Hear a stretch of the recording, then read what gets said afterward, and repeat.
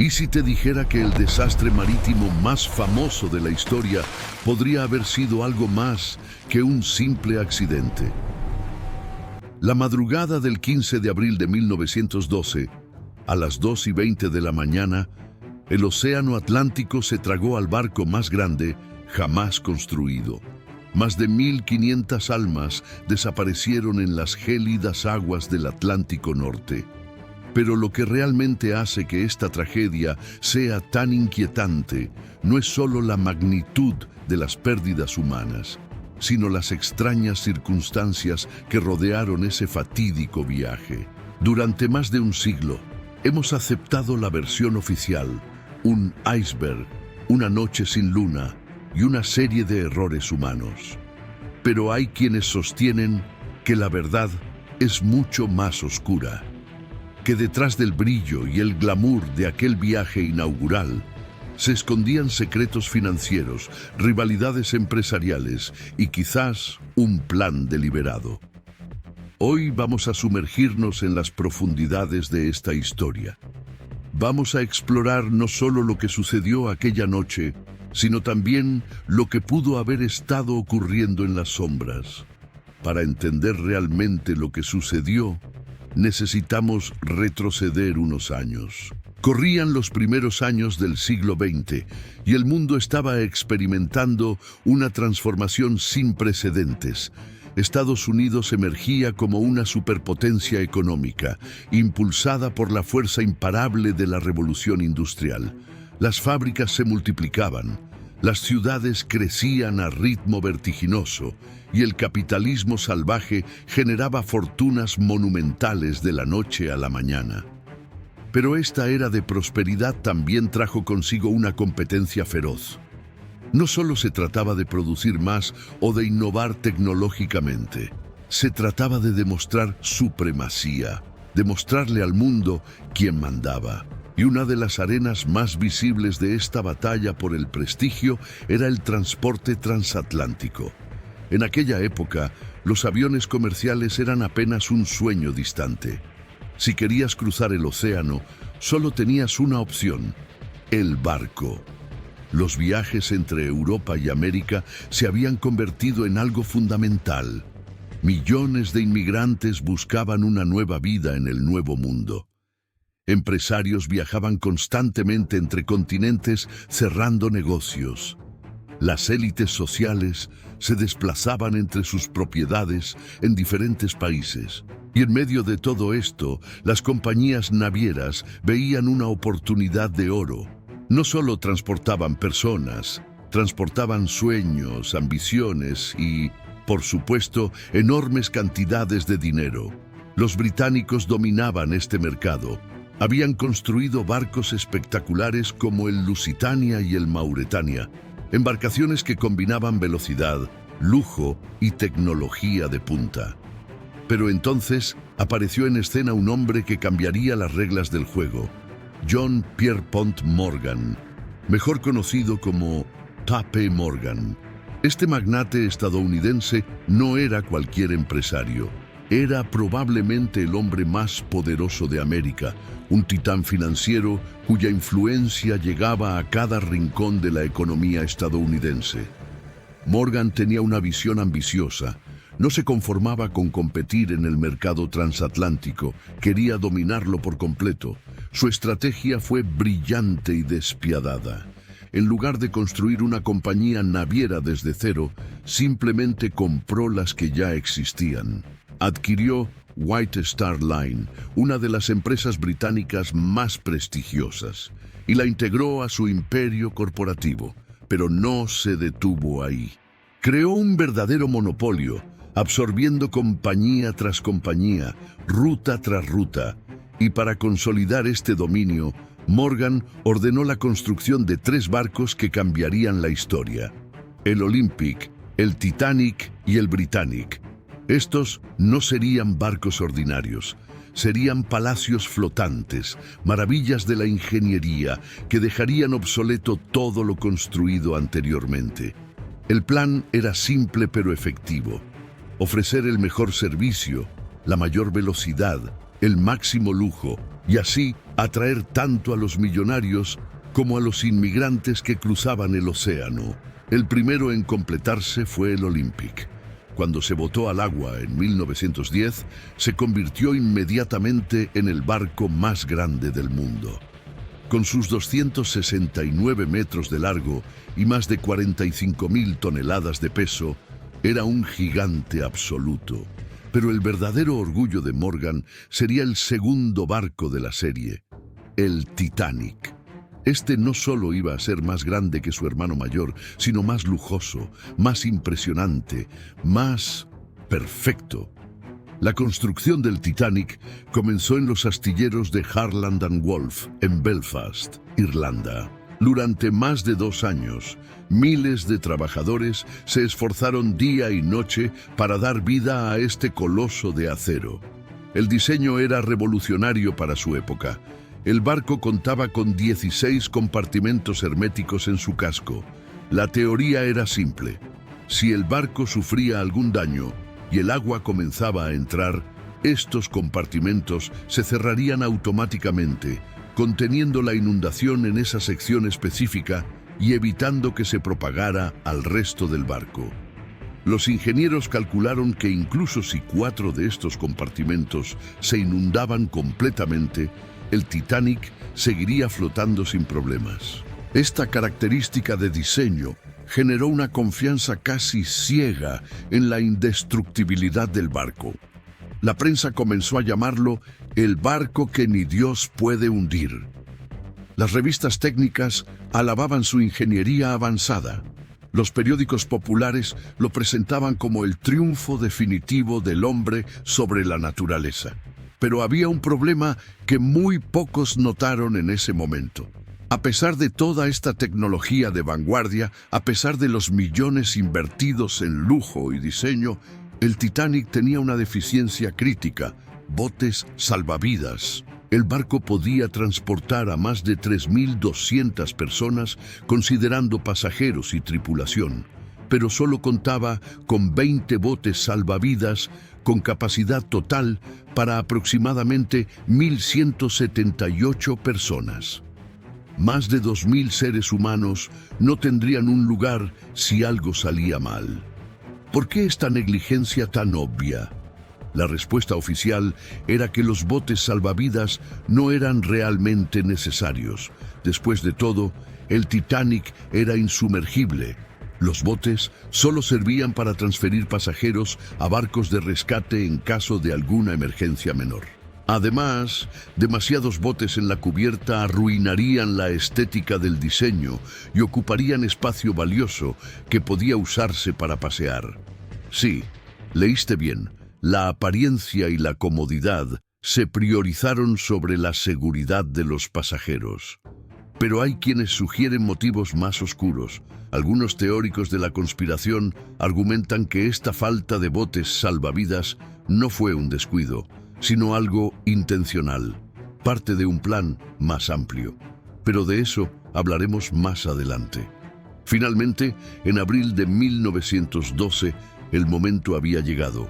El Titanic estaba completo y listo para su viaje inaugural. La expectación era inmensa. Los periódicos de todo el mundo cubrían el evento. Se imprimieron miles de folletos promocionales mostrando los suntuosos interiores del barco. Las fotografías revelaban un nivel de lujo que rivalizaba con los mejores hoteles de Europa. Y vaya que era lujoso. La primera clase del Titanic era simplemente extraordinaria.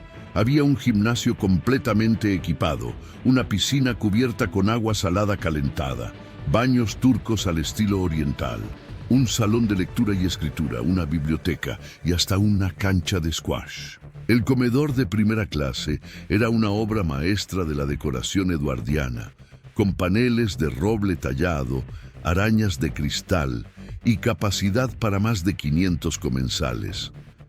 Las suites de lujo incluían dormitorios separados, salones privados y hasta baños con agua corriente caliente, algo extraordinario para la época. Pero el lujo no era exclusivo de los ricos. Incluso la tercera clase del Titanic superaba los estándares de otros barcos. Los camarotes eran limpios y relativamente espaciosos. Había comedores decentes y áreas de recreación. Para los miles de inmigrantes que habían viajado en condiciones deplorables en otros barcos, el Titanic parecía un sueño hecho realidad. El precio de los boletos reflejaba estas diferencias de clase. Un pasaje de primera clase podía costar hasta $4.300 de la época, equivalente a más de $120.000 actuales. La segunda clase costaba alrededor de $60 y la tercera clase entre $15 y $40. Pero incluso estos precios más bajos representaban los ahorros de toda una vida para muchas familias. El 10 de abril de 1912, en el puerto de Southampton, Inglaterra, se congregaron miles de personas. Algunos venían a despedirse de sus seres queridos. Otros simplemente querían ver con sus propios ojos al gigante antes de que zarpara. La atmósfera era festiva, llena de emoción y anticipación. Fotógrafos y reporteros documentaban cada detalle. Las bandas tocaban música alegre. Familias enteras se agolpaban en los muelles. Entre los pasajeros que subieron ese día, había nombres que pasarían a la historia. John Jacob Astor IV, uno de los hombres más ricos del mundo con una fortuna estimada en más de $80 millones. Benjamin Guggenheim, heredero de un imperio minero. Isidor Straus, copropietario de la tienda Macy's, junto con su esposa Ida. Margaret Brown, quien más tarde sería conocida como la insumergible Molly Brown. También viajaban artistas, empresarios, políticos y cientos de inmigrantes que buscaban una nueva oportunidad en América. Pero hubo alguien que notoriamente no subió al barco: J.P. Morgan, el dueño del Titanic. El hombre que había financiado toda la operación, quien había anunciado públicamente que viajaría en el viaje inaugural, canceló en el último momento. Su excusa oficial fue que tenía asuntos urgentes que atender en Francia. Pero esta decisión alimentaría décadas de especulación y teorías conspirativas. Al mando del Titanic estaba el capitán Edward Smith, un veterano con 40 años de experiencia. Este sería su último viaje antes de retirarse. El Titanic zarpó el 10 de abril de 1912. Cuando comenzó a moverse, casi choca con otro barco por la succión que generó. Algunos lo vieron como un mal presagio. A bordo viajaban 2.200 personas. Los primeros días fueron maravillosos, pero desde el 12 de abril, el Titanic recibió múltiples advertencias sobre hielo en su ruta. Todas fueron ignoradas. La noche del 14 de abril, el mar estaba completamente en calma. Sin olas, los icebergs eran invisibles en la oscuridad. A las 11:40, el vigía gritó: «¡Iceberg a la vista!». 37 segundos después, el iceberg golpeó el costado del barco. La colisión fue silenciosa. Muchos ni siquiera se despertaron, pero el daño era catastrófico. 6 compartimentos herméticos estaban comprometidos. El diseñador Thomas Andrews inspeccionó y dio la noticia devastadora. El barco tenía 1 o 2 horas. El insumergible Titanic se estaba hundiendo. La evacuación fue caótica. No había simulacros. La tripulación no estaba entrenada. Muchos pasajeros de primera clase no creían que el barco se hundía. Los primeros botes se lanzaron medio vacíos.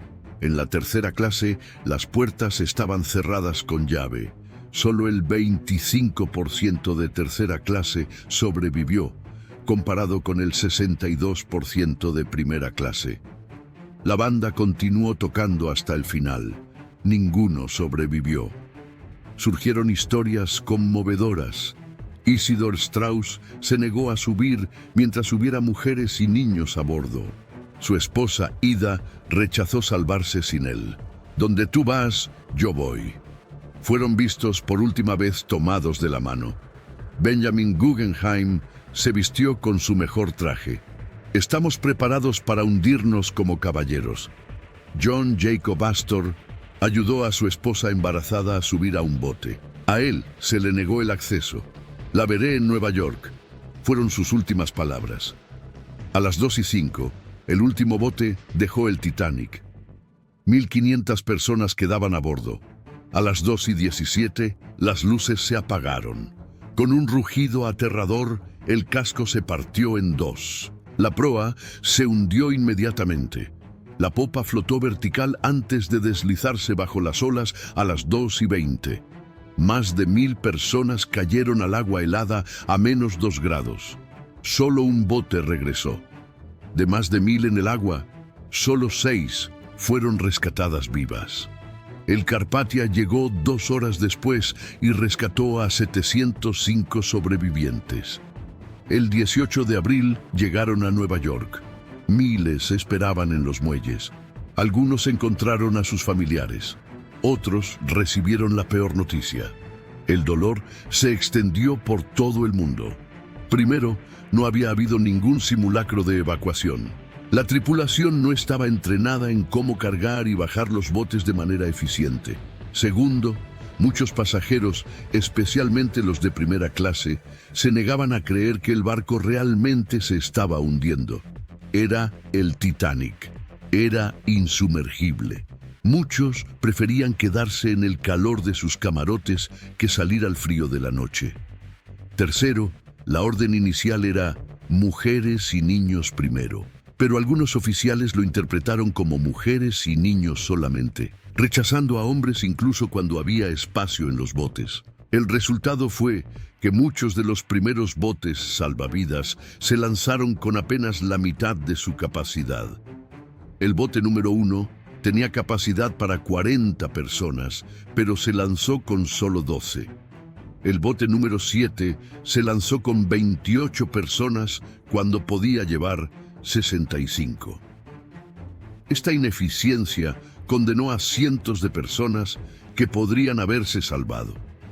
Mientras tanto, en las cubiertas inferiores donde viajaba la tercera clase, la situación era caótica.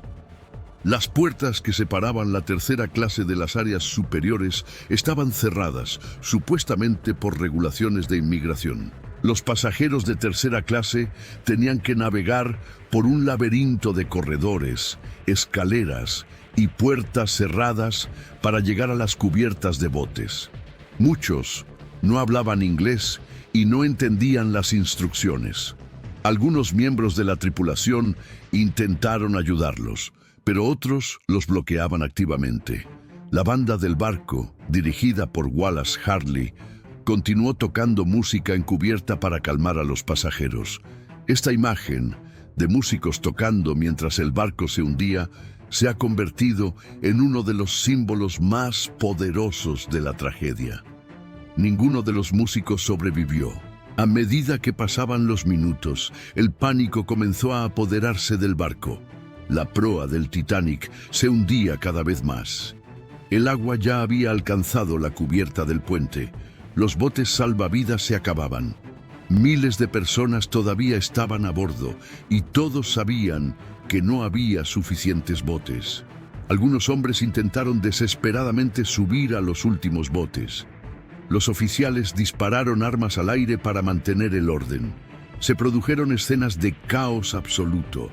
Familias se separaban, madres entregaban a sus hijos a extraños en los botes. Esposos se despedían de sus esposas sabiendo que nunca volverían a verse. Isidor Straus, el copropietario de Macy's, tenía 77 años y fácilmente podría haber subido a un bote salvavidas debido a su edad. Pero se negó, diciendo que mientras hubiera mujeres y niños a bordo, él no se iría. A su esposa Ida se le ofreció un lugar en un bote. Ella se negó, diciéndole a Isidor: «Hemos estado juntos durante tantos años. Donde tú vas, yo voy». Los testigos los vieron por última vez sentados juntos en unas sillas de cubierta, tomados de la mano, esperando el final. Benjamin Guggenheim y su ayudante de cámara se vistieron con sus mejores galas. Guggenheim le dijo a una sobreviviente: «Hemos vestido nuestro mejor atuendo y estamos preparados para hundirnos como caballeros». John Jacob Astor ayudó a su joven esposa embarazada a subir a un bote salvavidas. Cuando pidió permiso para acompañarla debido a su condición, se le negó. Se quedó atrás y murió en el hundimiento. Su cuerpo sería encontrado días después. El capitán Smith fue visto por última vez en el puente cuando el agua comenzaba a inundarlo. Algunos testigos dicen que se ahogó en su puesto de mando. Otros afirman haberlo visto nadar hacia un niño y llevarlo a un bote volcado antes de desaparecer en las aguas. La verdad nunca se sabrá con certeza. A las 2:05 de la madrugada, el último bote salvavidas dejó el Titanic. Aún quedaban más de 1.500 personas a bordo. La proa del barco estaba completamente sumergida. La popa se elevaba cada vez más alto en el aire. La estructura del barco comenzó a crujir y gemir bajo la tensión insoportable. A las 2:17 las luces del Titanic parpadearon y se apagaron para siempre. Y entonces, con un rugido aterrador que los sobrevivientes describirían como el sonido más horrible que jamás habían escuchado, el casco del Titanic se partió en dos. La sección de proa se hundió inmediatamente. La sección de popa se quedó flotando vertical durante unos momentos surreales, como una torre gigante en medio del océano antes de deslizarse bajo las olas a las 2:20 de la madrugada. El silencio que siguió fue aún más terrible que el ruido del hundimiento. Y entonces comenzaron los gritos. A esa temperatura, la hipotermia mata en cuestión de minutos. Los gritos y súplicas de ayuda eran ensordecedores. Los sobrevivientes en los botes salvavidas los escuchaban claramente. Solo un bote salvavidas regresó a buscar sobrevivientes en el agua. Los otros tenían miedo de ser volcados por personas desesperadas. De las más de 1.000 personas que cayeron al agua, solo 6 fueron rescatadas vivas por los botes. El barco más cercano al Titanic en el momento del hundimiento era el Californian, que estaba a solo 30 kilómetros de distancia. Su tripulación vio las bengalas de socorro del Titanic, pero las malinterpretaron como fuegos artificiales de celebración. El operador de radio del Californian estaba dormido y no escuchó las llamadas de auxilio. Esta trágica falta de comunicación costó cientos de vidas. El barco que finalmente acudió al rescate fue el Carpathia. Su capitán, Arthur Rostron, recibió la llamada de auxilio del Titanic a las 12:35 de la madrugada. Inmediatamente ordenó dar la vuelta y avanzar a máxima velocidad, navegando peligrosamente a través del mismo campo de hielo que había hundido al Titanic. Llegó al área del hundimiento a las 4 de la mañana. Casi 2 horas después de que el Titanic desapareciera. Durante las siguientes 4 horas, el Carpathia rescató a 705 sobrevivientes de los botes salvavidas. Las escenas a bordo eran devastadoras. Mujeres buscaban desesperadamente a sus esposos e hijos. Niños lloraban por sus padres. Muchos sobrevivientes estaban en shock profundo, incapaces de hablar o moverse. El Carpathia no tenía recursos suficientes para tantos pasajeros adicionales, pero la tripulación y los pasajeros originales del barco compartieron todo lo que tenían. El 18 de abril, el Carpathia llegó a Nueva York. Miles de personas se agolpaban en los muelles esperando noticias de sus seres queridos. La escena era caótica y desgarradora. Algunos encontraron a sus familiares, otros recibieron la peor noticia posible. Las listas de supervivientes estaban incompletas y confusas. Nombres mal escritos, personas no identificadas, información contradictoria. El dolor y la incertidumbre se extendían por toda la ciudad. Las investigaciones revelaron múltiples causas: velocidad excesiva, falta de binoculares, botes insuficientes, tripulación sin entrenamiento, remaches de baja calidad. Fue una tormenta perfecta de errores, pero surgieron preguntas oscuras. ¿Por qué JP Morgan canceló su viaje en el último momento? La teoría más famosa sugiere que el hundimiento fue deliberado para eliminar oposición a la Reserva Federal. Millonarios como Strauss, Guggenheim y Astor supuestamente se oponían al Banco Central. Morgan, quien lo apoyaba, no viajó. Fue demasiada coincidencia que murieran un año antes de crearse la Reserva Federal en 1913. Sin embargo, no hay evidencia sólida, y hundir el barco más caro jamás construido sería absurdamente ineficiente. Otra teoría sugiere que el barco hundido era el Olympic intercambiado para cobrar el seguro. Pero las diferencias entre ambos barcos eran demasiado evidentes. La coincidencia más escalofriante es literaria. En 1898, Morgan Robertson publicó una novela sobre un barco llamado Titán, que choca con un iceberg y se hunde por falta de botes salvavidas. Las similitudes son asombrosas. Robertson dijo que solo extrapolaba las tendencias de la industria. Para quien la entendiera, este desastre era inevitable. La realidad es que no fue conspiración, sino arrogancia humana. La creencia de que la tecnología nos hacía invencibles. La priorización de ganancias sobre seguridad. Después, el mundo cambió. Se establecieron nuevos estándares: botes para todos, patrullas de hielo, radios las 24 horas. La Patrulla Internacional del Hielo previene tragedias hasta hoy.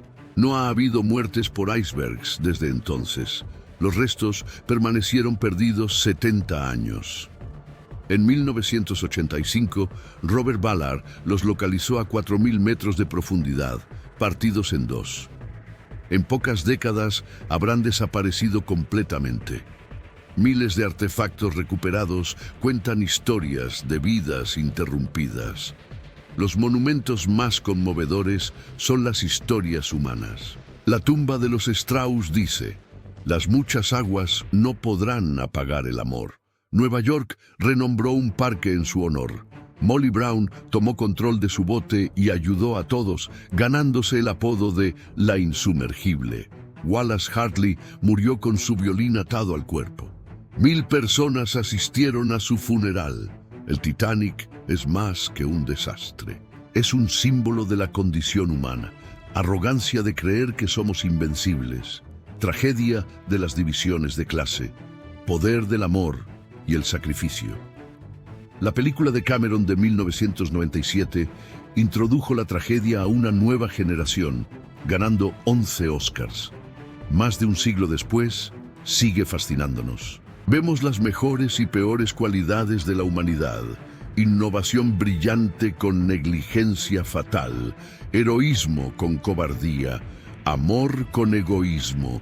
Nos recuerda que seguimos siendo vulnerables ante la naturaleza. La verdadera historia no fue conspiración elaborada. Fue el resultado de seres humanos imperfectos tomando decisiones imperfectas. El precio de la arrogancia de priorizar ganancias sobre seguridad. Pero también fue humanidad en su forma más pura. Personas que eligieron el amor sobre la supervivencia. Músicos que tocaron para calmar el miedo.